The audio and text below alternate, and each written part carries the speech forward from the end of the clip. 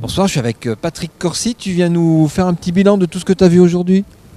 Alors, très volontiers. D'abord, c'est difficile parce que la Valve virtuelle est toujours pleine de surprises d'année en année et c'est vraiment un lieu où l'on s'étonne dès le premier instant. Ouais.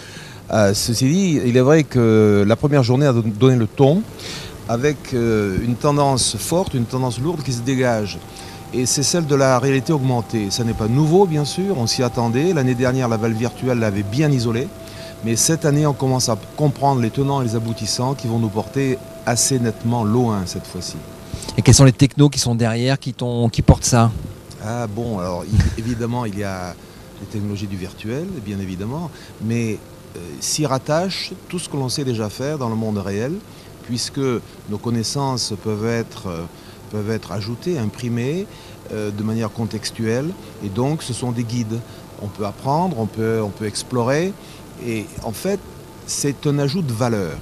Et je crois que ce qui se passe actuellement, c'est que nous sommes nombreux à avoir compris l'émergence de cette valeur. Vous savez, la réalité virtuelle, ça n'a rien de nouveau, c'est déjà très ancien. Par contre, on a vraiment tourné en rond pendant des années, sinon des dizaines d'années. On est resté dans le plan technique ou technologique, et maintenant on sent l'émergence de valeur. Donc, qui dit valeur dit marché, dit utilisateur dans le monde réel. Et avec la réalité augmentée, on a une piste qui vient de décoller et qui va nous porter loin. Tu m'as dit au moins pendant 5 ans. Certainement, parce qu'on voit qu'elle s'applique à de nombreux domaines, dans le médical, où bien sûr on peut apprendre à faire des opérations, mais aussi dans le monde de l'exploration, de la chimie, ou bien du tourisme, de l'enseignement, etc. Bien évidemment dans l'enseignement. Et alors on y rattache beaucoup de modalités d'interface, modalités graphiques bien sûr, et puis des modalités pédagogiques. Et ça s'y prête très très bien parce qu'on peut graduer le niveau, l'intensité du virtuel et l'intensité d'ajout, de connaissances du monde réel. Et en fait, moi je dirais de manière intuitive, puisque nous sommes au premier jour et je ne saurais dessiner on se reverra demain et après-demain. Voilà. Alors c'est encore flou, mais on sent qu'on commence à placer le curseur entre d'un côté le virtuel absolu, oui, et puis le réel absolu également, enfin le réel.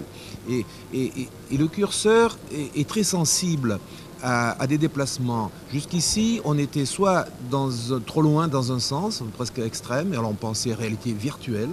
Et en fait, c'est pas là que ça se passe. La valeur n'est pas là, parce que d'une part, c'est très compliqué, et d'autre part, parce qu'on nage dans un océan de possibilités infinies, et là, il faut être guidé. Et la réalité augmentée, c'est en fait un moyen terme beaucoup plus simple, mais c'est une étape, c'est gradué, et là, je sens que des masses d'utilisateurs et de décideurs vont s'embarquer dans ce voyage qui va mener loin, encore une fois. D'accord. Est-ce que tu as assisté à quelques conférences aujourd'hui? Oui, j'ai assisté à des conférences. Alors évidemment, il y a l'émergence de possibilités. Vous savez, on a vu depuis 2-3 ans la simplification des interfaces. Avant, on mettait beaucoup de caméras qui observaient beaucoup de choses. Et puis, on a commencé à supprimer des caméras et on commence à supprimer les outils que l'on manipule avec les doigts. Et donc, on fait de la gestuelle avec le corps, tout seul, qui est filmé, qui est capté en fait par un seul canal, une seule caméra. Et alors pour cela, on pense à des capteurs plus ou moins invasifs, voire des implants. Alors c'est toujours le mythe du cyborg qui revient même en force, puisque nous avons une présentation tout à fait dédiée à cet aspect des choses. Et alors il y a beaucoup de courants là-dedans. Et entre les transhumanistes, entre ceux qui pensent qu'on va être truffé d'implants et puis ceux qui disent non, il y a des notions d'éthique ou d'autres qui refusent, etc. On va avoir sûrement un débat assez passionné dans les prochaines années au niveau sociétal et grand public. Eh ben c'est bien. On se retrouve demain? Eh bien à demain. En tout cas, bravo à tous.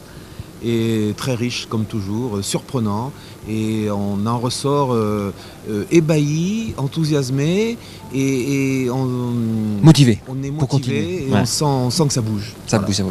Merci. Merci. Merci.